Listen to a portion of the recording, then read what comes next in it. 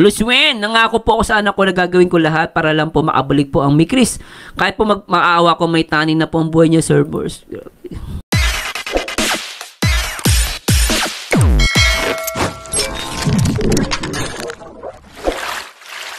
Okay guys, isa na maling mapagpalang umaga, tanghali, gabi po sa inyo lahat. Sana po ang lahat ay nasa mabuting kalagayan at ligtas po sa anumang kapahamakan saan po kayo dako ng mundo naroroon. Ako pumuli ang inyong lingkod, Maestro 21 TV, at sa ating video mga kalingap ay sa unahan po nito ay nandyan po ang isang maikling video clip po na nagmula po doon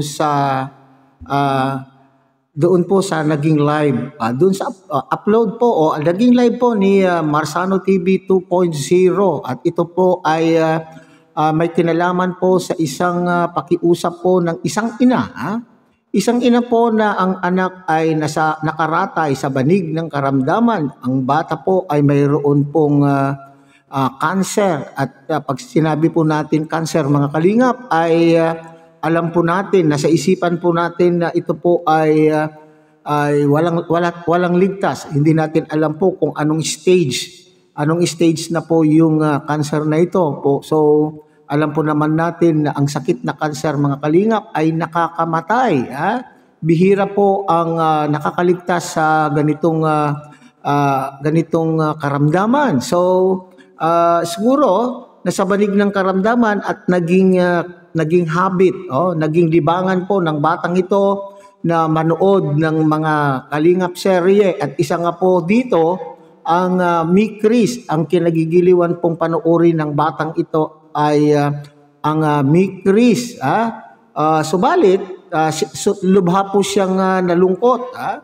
Lubha po siyang nalungkot ng pinap-stop po pansamantala ni Kalingap Rob nung nagdesisyon po itong si Kalingap Rob na itigil na muna ang mga love team, at kasama po riyan ang Mikris tandem. Kaya ito pong ina mga kalingap ay gumawa po ng pamamaraanan. Alam po naman natin mga kalingap na kapag magulang ka at nasa sitwasyon na gaya po ng nanay sa ating kwento o sa ating content ngayon, ay siyempre tayo po ay gagawa ng pamamaraanan na maski papaano sa huling sandali ng ating mga anak ay mapapaligaya po natin, at yan ay babaonin nila hanggang po sa hukay. So nakakalungkot po mga kalingap, nakakadurog po ng puso ang kwentong ito, at sana lamang po ay makaabot ang pakiusap po ng ina kay Kalingap Rob, at baka sakaling mai-consider po niya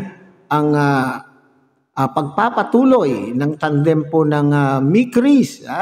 So yan po yung ating pinakapaksa ngayong araw na ito mga kalingap. Pero bago po yan, tayo muna po ay magbibigay po guys sa ama at founder po ng Kalingap, Kuya Bal Santos Matubang. Tangkilikin po natin ating Edna Vlog, Kalingap Rob, at kung bagong silip lang po kayo at bagong dating lang po kayo sa ating munting channel, sana po ay inyo rin pong tangkilikin sa pamamagitan po ng pagbibigay niyo po ng like, share, and subscribe, at tuloy pindutin na rin po ang notification bell, at nang sa ganon, tayo pa rin po ay magkita-kita at magsama-sama sa susunod pa pong mga reaction videos na ating gagawin. Likewise, make a love shout out sa ating mga kasamaan po dyan sa Karepa, Kalingap Reactor Partners. Sa pamuno po yan siyempre ng ating magiting na presidente Javier De Leon, aka Birador, at wag din po natin kakalitan suportahan ang ating mga Kalingap partners, Kalingap charity vloggers, lalo na po yung mga nariyan po sa iba't ibang Kalingap landing pad na mayroon po tayo sa ating bansa. Okay, so mga Kalingap, bilang tugon po sa pakiusap po ng inang ito, na sabi ko nga po ay nakakalungkot, nakakadurog po ng puso, kasi siyempre stress reliever na po ang ating mga love team, ang mga Kalingap love team. Marami po tayong nababasang mga feedback na ginagawa po nilang stress reliever ang ating mga Kalingap love team. Hindi lamang po ang tandem po ni Mikoy at ni Krista, kundi lahat po. So kanya-kanya po tayo ng gustong panuorin, hindi ba mga Kalingap? So isa rin po itong si nanay na ito. Ano na nga yung pangalan ni nanay? Si Mrs. Ludes. Ludswin. Okay, sabi po niya dito, shout out Sir Mars. Sana makabalik na po ang Mick Chris. Sana makabalik na po ang Mick Chris. Naawa po ako sa anak ko. Lagi po siyang umiiyak. Isa po akong ina na nasasaktan para sa anak kong ano ba yan? Para sa anak kong di na may ano yan, hindi ko mabasa mga kalingap. Sa anak kong may stage, okay, so stage 4 pala mga kalingap. May stage 4 colon cancer, Sir Mas, libangan niya po ang Mick Chris. Okay, so yung isa pang kanya pong pakiusap doon po mismo sa live po ni Marsano TV 2.0 mga kalingap. Yun po yung ikinento po niya doon, ikinomento niya yung kalagayan po ng kanyang anak. So stage 4 po pala. So dahil po diyan mga kalingap ay gustong pagbigyan maski papaano ay gumawa po ng pamamaraanan itong si Mikoy at sa kanya pong live sinabi po niya ay hello po Lods Win 4301. Sabi niya, PM po niyo ako ngayon pag nabasa niyo po ito. So ganito po ang kanyang mensahe. Nais ko pong bigyan ng kaunting oras ang anak ninyo para makausap through video call kasama si CJ. Napakasarap sa pakiramdam, malamang kami ang nagbibigay sigla sa anak ninyong nakaranas ng pagsubok. Sana po mabasa po niyo ito. Okay? So napakaganda po mga kalingap. So totoo pala mga kalingap. Yung ating pong mga nababasa na mga komento, mga feedback na talaga naman pong lalo na po yung mga OFW po na nangungulila sa kanila pong mga pamilya ay stress reliever po nila itong mga love team po natin. At saka dito at talaga naman pong na-touch, siguro na-touch po yung buhay. Okay? Na-touch po yung buhay po ng batang ito at talaga naman pong umiiyak umiiyak daw parate dahil sa balita po na ititigil na muna ang Mick Chris. Okay? So na-appreciate po natin yung ginawa naman po itong si Mikoy na maski pa paano maibsan. Sabi ko nga, tayong mga magulang sa mga ganitong sitwasyon ay gagawa po tayo ng pamamaraanan na maski pa paano ay masyahan. Masyahan po naman ang ating pong mga anak. So magpapasalamat tayo sa ating tandem Mick Chris, lalo na po kay Mikoy na siya po ang nakaisip ng pamamaraan upang sa ganon maski papaano ay maibsan po yung nararamdaman lungkot po ng batang ito na may stage 4 colon cancer. Okay? So harinawa, ito ay makaabot po kay Kalingap Rab. Okay? So we do not question the decision of Kalingap Rab. Kung ano po yung basihan po niya, kung bakit in-stop po niya. Pero alam po naman natin, umiiwas na o kung maaari ay ayaw na muna pansamantala itong si Kalingap Rab ng sakit ng ulo at nang dahil po sa kaguluhan na dulot po ng mga ibang supporters. Pero alam ko itong Mick Chris ay tahimik at tahimik lang din naman na sumusuporta at alam ko itong mga nagkokomento ng hindi maganda. Itong mga nagkokomento ay mga nagpapanggap. Sa aking palagay ay ito yung mga nagpapanggap na mga Mick Chris supporters pero sa katotohanan ay hindi, sila po ay gumagawa-gawa lamang po ng kwento upang mag-ingay at nang sa ganon ay masira na. Kagaya po nito, baka ibig sabihin po nila, sa isip po nila mga kalingap ay sila po ay nagtagumpay kasi nga po ay napatigil nila pansamantala. Pero ito po ay pansamantala lang naman. So sana ay isa-isip po natin itong Mick Chris Tandem supporters, itong mga taga-suporta.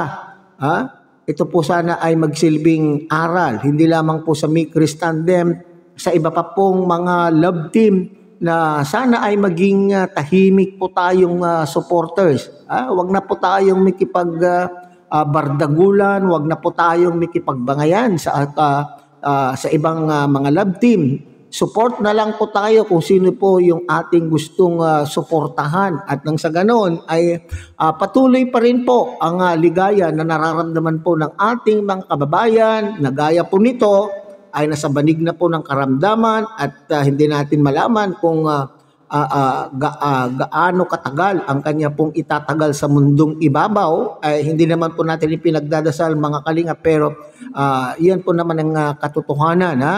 So hindi natin alam ang kung gaano pa po itatagal po niya sa mundong ibabaw at ang pinaguhugutan na lamang po niya ng kasiyahan ay ang tandem po ng Mikris. Ito ba ay hindi pa ba natin po ito maibibigay? At sana nga, sabi ko nga, ay makakaabot po ito kay Kalinga Prab at magdesisyon na muling ipagpatuloy na muli ang tandem po ng Mikris. Alang-alang po sa ating pong mga taga-suporta, Kalingap supporters na umaasa ng kaligayahan, umaasa sa naidudulot po na kaligayahan po ng mga love team na kanila pong pinapanood mula po sa likha po ni Kalingap Rab. Okay, so sa nanay po naman mga Kalingap, hinahangaan ko po ang nanay po ng batang ito sapagkat ginagawa po ang lahat. Ginagawa po niya po yung lahat na kanya pong mga kaya upang sa ganon ay mapaligaya po niya yung kanyang anak. Sana lang po ay ipagpapatuloy po ninyo ang inyo pong pagdadarasal.